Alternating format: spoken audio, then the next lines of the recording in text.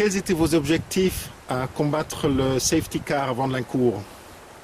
Alors, je vous représente, en lieu et place de dire n'importe quoi, regardez.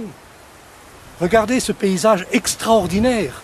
Regardez cette beauté de la nature. Regardez ce calme. Regardez ces terres agricoles de première qualité.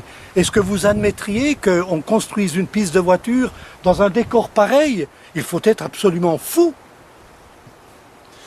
Qu'est-ce que vous pensez du projet de Soyères qu'on mettrait une décharge dans un milieu agriculturel?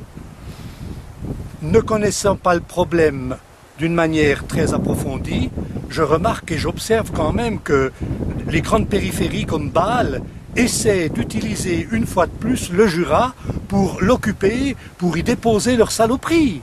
C'est ça la réalité.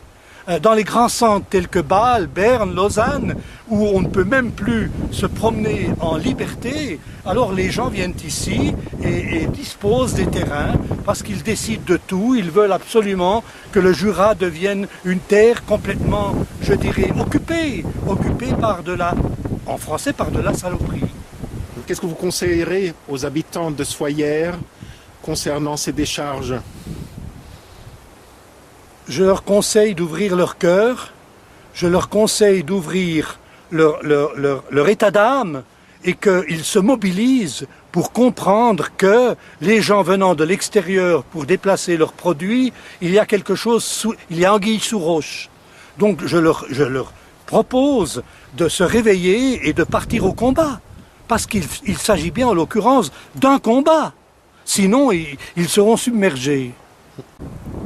Est-ce que vous pensez que la mise en place d'une décharge à Soyères pourrait avoir des effets sur le tourisme? Incontestablement.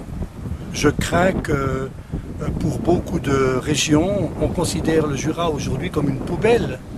Et ce n'est pas la première fois qu'il y a des tentatives d'introduire dans ce paysage des objets venant de l'extérieur, des objets relativement dangereux. Et je pense qu'on doit à tout prix éviter à ce que le Jura devienne une poubelle, parce qu'en réalité, on a une qualité de vie, on a une beauté du paysage qui est véritablement exceptionnelle pour le tourisme. Et cela risque à l'avenir de devenir toujours plus conséquent en faveur du Jura. Le Jura jouit d'un territoire, d'un paysage qui est strictement voué au tourisme, que ce soit les Franches-Montagnes, que ce soit la Joie en particulier, qui est, comme on appelle, le jardin du Jura et qui est convoité par beaucoup de monde. Je pense qu'on a une chance exceptionnelle d'avoir demain et après-demain toujours plus de tourisme, et c'est cela qu'il faut absolument sauvegarder. Quel appel est-ce que vous feriez aux habitants de Soyères? De se mobiliser pour sauvegarder leur paysage, tout comme nous, à Vandelincourt, nous avons nous avons réussi à sauvegarder ce paysage extraordinaire. Regardez vous-même et vous avez la réponse à la question que vous posez.